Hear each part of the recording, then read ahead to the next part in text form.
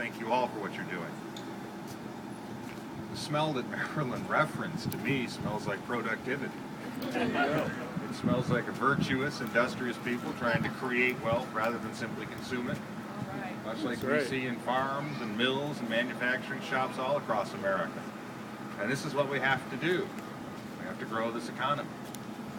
And people are always asking, well, as the economy is the number one issue, does this cause dissension between social conservatives and economic conservatives?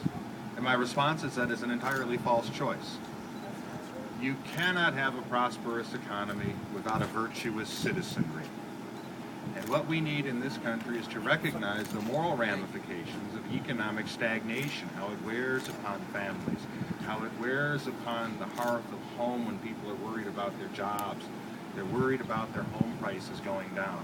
They're worried about the fiscal implosion of the welfare state around them and nothing in their mind being sufficiently done. And we also understand that these are the very people who, in their willingness to work, in their desire to work, in their desire to tend to their families, to participate in the life of their community, that will be the individuals who grow this economy.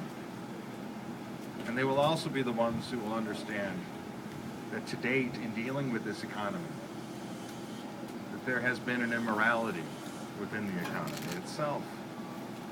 The concept of too big to fail that led to the bailout of the Wall Street banks was inherently unjust and immoral, because it was premised on the concept that those peoples who engaged in the greed and the misfeasance that led to our fiscal and financial houses being on the verge of a precipice into an abyss somehow deserved to be bailed out by the hard-working people of America, and that the wealth had to be transferred up, and that somehow these individuals would win when they won or win when they lost at our expense.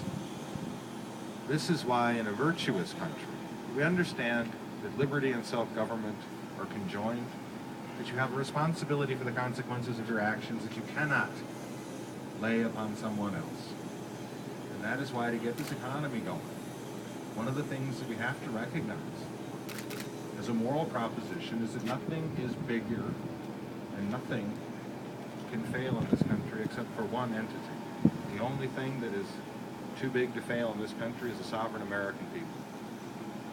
And to get this economy going, the banks have to be restructured, they have to be forced to recapitalize, and so the credit can start flowing down to people, so that in farms and mills and manufacturing shops across America, we can again be a productive economy, we can be a country that produces wealth, and we can remain the world's economic engine for the 21st century.